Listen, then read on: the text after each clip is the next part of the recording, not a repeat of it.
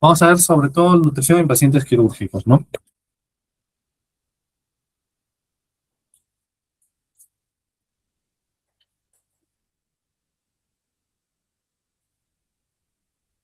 ¿Cuáles van a ser las funciones principales de la nutrición en un paciente quirúrgico? Va a ser la recuperación y disminución de complicaciones, ¿no? ¿Qué es lo que vamos a hacer con manejando una nutrición específica específica de acuerdo a la patología? Lo que vamos a hacer es reducir la morbimortalidad, vamos a mejorar la respuesta inmunológica, acelerar la recuperación postoperatoria. Nosotros debemos planificar una nutrición, sobre todo en cirugías programadas, grandes, en el pre y en el postoperatorio. Una nutrición enteral va a favorecer el funcionamiento gastrointestinal y sobre todo va a mantener la homeostasis y la función celular.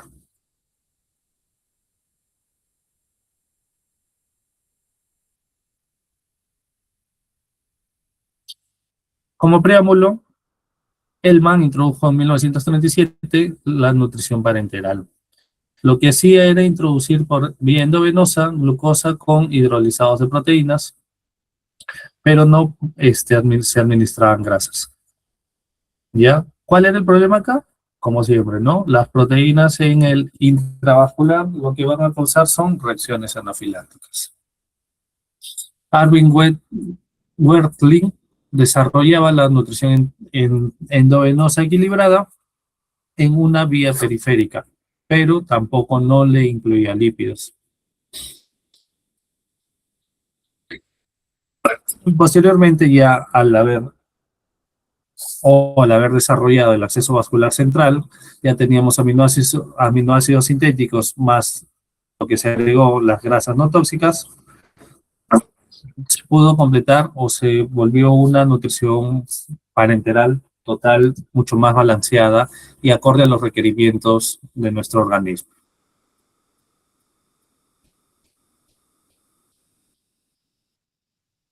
La nutrición endovenosa proporciona al enfermo imposibilitado de utilizar el tubo digestivo una nueva alternativa de la recepción de nutrientes. Esto dijo Dudrick en el 67 y Daniel Moore más se enfocó en los cuidados y necesidades metabólicos, sobre todo en el paciente quirúrgico, de acuerdo al estrés en el que estaba en un momento indicado o específico.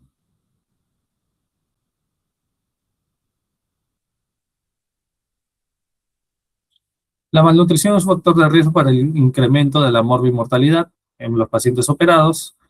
Malnutrición incluye la obesidad. La obesidad va a estar asociada al síndrome metabólico, hipertensión, diabetes, enfermedades cardiovasculares, infartos cerebrovasculares y de miocardio y por consiguiente muertes, ¿no?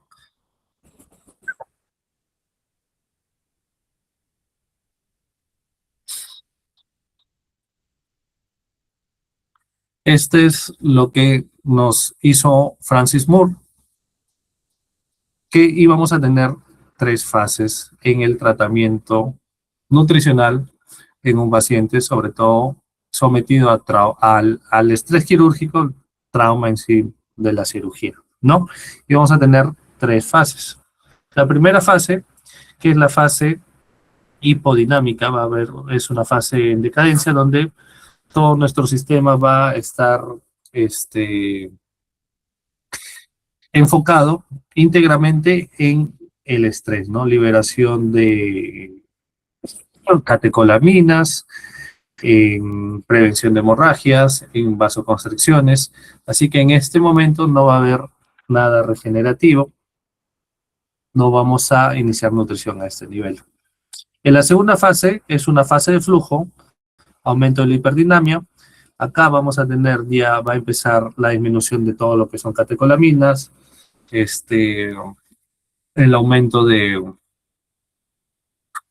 hormonas, ya sea hormonas prometabólicas, va a haber vasodilatación y esto nos va a llevar a una tercera fase, que es la fase que Moore describió, que va a ser una fase anabólica.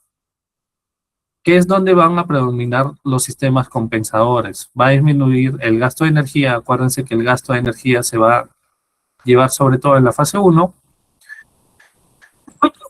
y por ende, como les dije, va a empezar a secretarse todas las hormonas de la fase anabólica.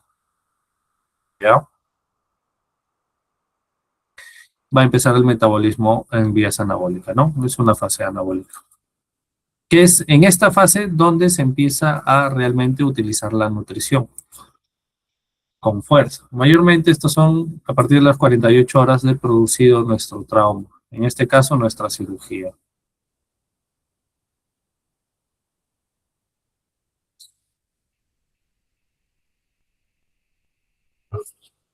Va a haber, como les dije, en la primera fase, menos gasto energético, hipoperfusión, metabolismo anaerobio, catabolismo proteico, hiperglucemias, aumento de, como les dije, hormonas proanabólicas, ¿no? ¿Qué vamos a encontrar a este nivel? Vamos a ver gluconeogénesis aumentada, hiperglucemia por resistencia a la insulina. Vamos a ver menor balance nitrogenado negativo, porque va a haber mayor consumo de proteínas, por ende pérdida de masa muscular. Lipólisis incrementada, ya que vamos a tener todo lo que es eh, anabolismo, aumento de ácidos grasos libres y los micronutrientes, mayor requerimiento de zinc, selenio y vitaminas antioxidantes.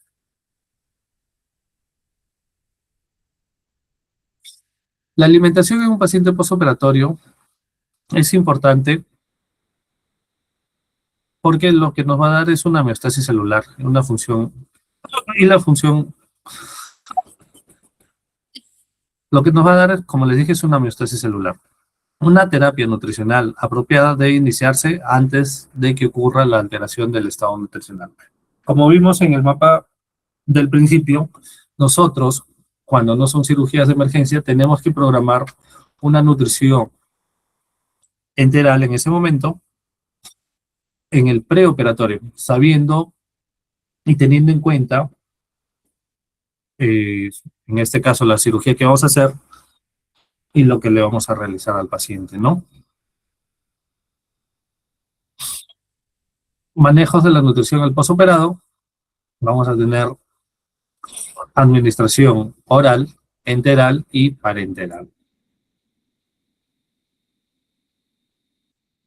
Oral y enteral es exactamente lo mismo, solo que la nutrición enteral se va a dar dada por sondas. ¿Ya? La administración oral es cuando el paciente deglute y la la alimentación enteral va a ser la alimentación indicada por sonda, ¿no? Sobre todo en pacientes en ventilador mecánico, pacientes con problemas neurológicos, donde no tenemos el reflejo de la deglución. Y nutrición parenteral, como hemos visto, por vía al intravascular, ya sea venosa periférica o venosa central. ¿En qué paciente vamos a indicar nutrición enteral? Como les dije, pacientes con lesiones traumáticas en cabeza y cuello que no puedan deglutir, que no puedan tragar, tumores de cabeza y cuello que tengamos que bypasear, cirugías de esta zona, cirugías del aparato digestivo, alteraciones de la deglución, en pacientes con pancreatitis, enfermedad inflamatoria, pacientes con fístulas intestinales y síndrome de intestino corto, y en necesidades especiales, en nuestro caso, pacientes sépticos, politraumatizados, bueno, ya fibrosis quística, VIH y cáncer, ¿no?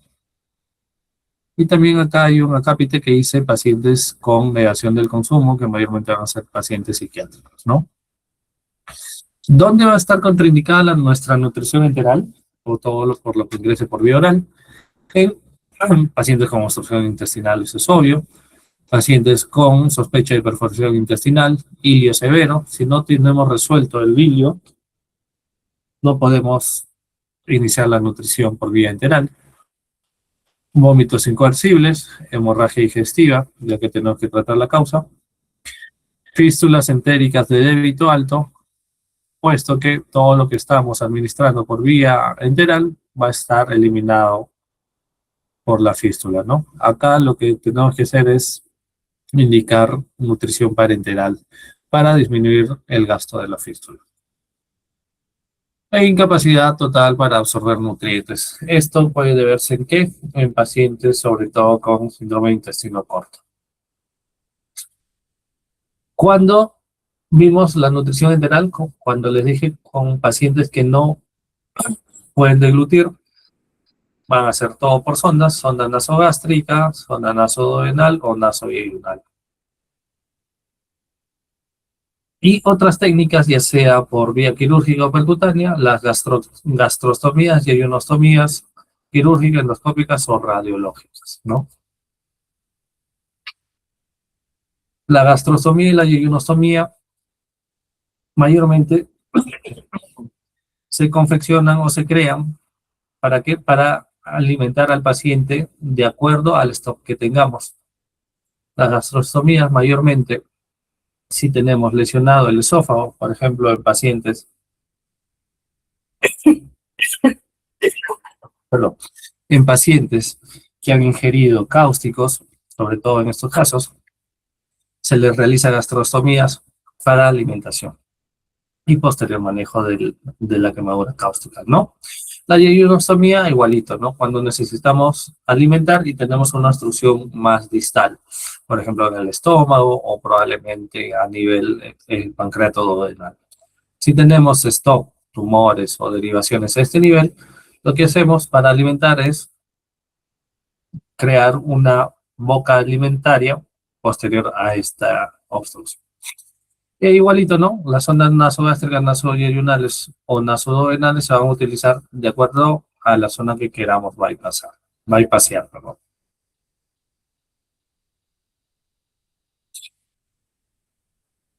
Las sondas vamos a tener las tres, las gastrostomías vamos a crearlas de tres maneras, endoscópica, quirúrgica y radiológica, y las yeyonostomías de la misma manera. Contraindicaciones de las gastrostomías absolutas. Como les dije, las gastrostomías se crean ¿para qué? Para alimentar bypaseando nuestro esófago, ¿no?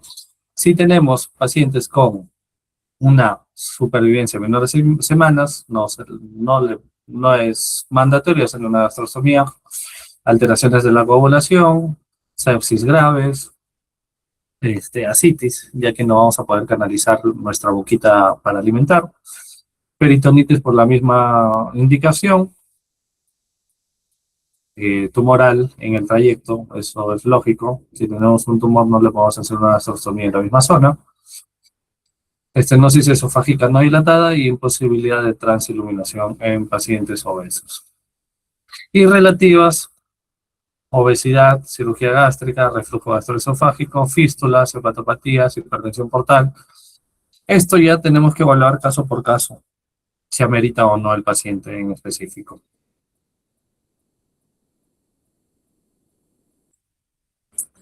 La nutrición enteral mayormente se va a dar por soluciones poliméricas, normoproteicas, normocalóricas, normoproteicas, hipercalóricas e hiperproteicas. ¿Ya? Las soluciones poliméricas normo van a ser 20% de proteínas con una relación de kilocalorías no proteicas de con gramos de nitrógeno de 120 a 150. La osmolaridad de estas van a ser de 200 a 370. Y la necesidad es 1 kilocaloría por mililitro. ¿Por qué es relevante la osmolaridad? Porque mientras más osmolar sea, la probabilidad de diarrea va a ser mayor y menos tolerancia y menos absorción también, ¿no? Normoproteicas e hipercalóricas, vamos a tener una densidad calórica de 2 kilocalorías por mililitro de solución polimérica, y estas sí, por ser hipercalóricas, van a ser hiperosmolares, ¿ya? Nuestra, como les digo, la probabilidad de rechazo, sobre todo por las diarreas, va a ser un poquito mayor, igualito con las hiperproteicas, ya que vamos a tener que el 30% del volumen calórico va a estar en forma de proteínas. Y estamos viendo poliméricas, ahora vamos a ver las oligoméricas. Vamos a tener las oligoméricas peptídicas, que van a tener de 2 a 6 aminoácidos y van a estar conformadas mayormente de lactoalbúmina, que van a ser proteínas séricas y de soya. Van a tener una densidad calórica de una kilocaloría por mililitro y van a ser hiperosmolares, ya van a tener una osmolaridad mayor. Van a ser las oligoméricas peptídicas. Y las elementales van a tener como aminoácidos la fuente proteica. ¿Ya? Van a tener mayor contenido de carbohidratos y triglicéridos de cadenas largas y medias. También van a ser hiperosmolares.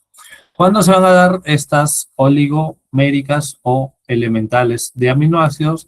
Pacientes que no queremos que haya una hiperfuncionalidad de nuestro tracto gastrointestinal, sobre todo en pacientes con pancreatitis severas, síndrome de intestino corto, enfermedad inflamatoria intestinal, fístulas y pacientes con estrés metabólico. ¿Cuáles son los problemas que vamos a tener por la nutrición enteral? Sobre todo a nivel de donde va a estar la sonda, erosiones nasales, faringias, irritación de la piel en el estómago, aspiraciones, si administramos altos volúmenes, y obstrucciones de la sonda sobre todo.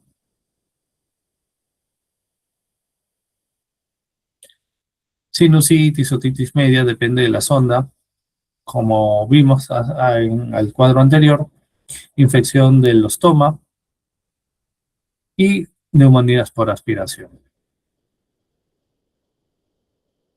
Náuseas, vómitos, distensión abdominal, retraso del vacío gástrico, por ende vamos a tener mayor gasto por la sonda, estreñimiento y diarreas. Y por último, la nutrición parenteral. Pacientes que no pueden utilizar la vía digestiva. Esto se va a dar sobre todo en ¿qué? En pacientes con alteraciones nutricionales, pacientes con alteración de la motilidad intestinal, atrofia del enterocito, no vamos a poder absorber, alocación bacteriana, riesgo de hemorragia digestiva y la distensión abdominal u obstrucción intestinal.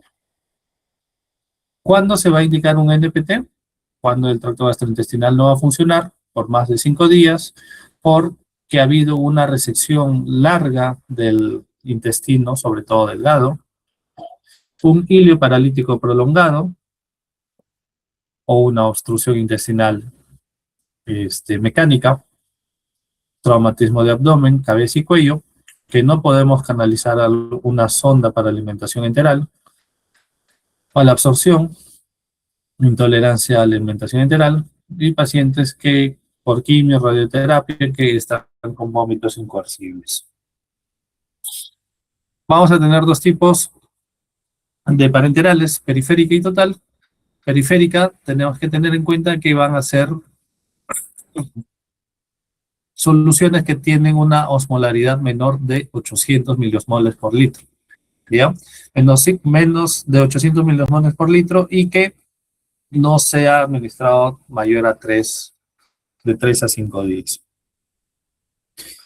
¿Ya? Esta puede darse domiciliaria, ya que no va a necesitar una vía central. Se puede dar perioperatoria, tanto en el pre, en el intra o en el post.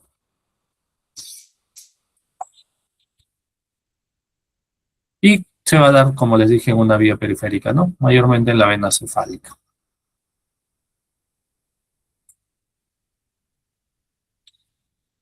Y la nutrición parenteral total o completa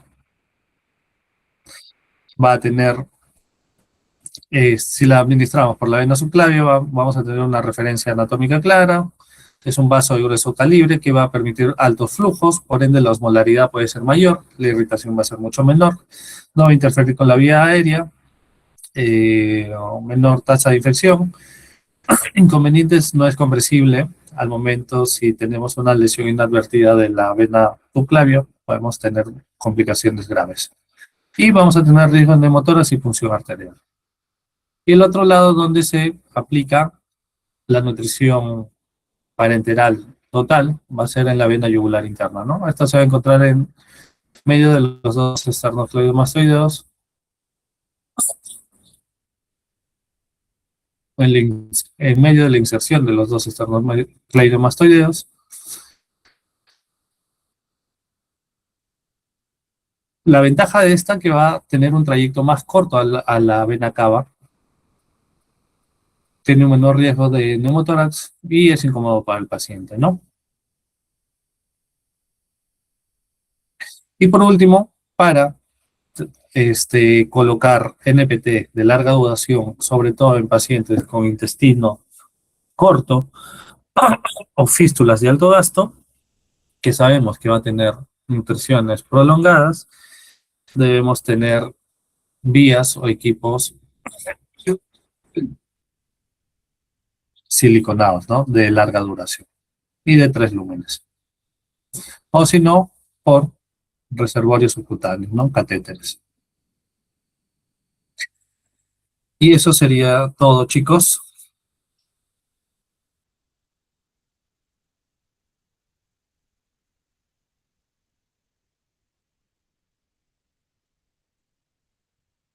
Comentar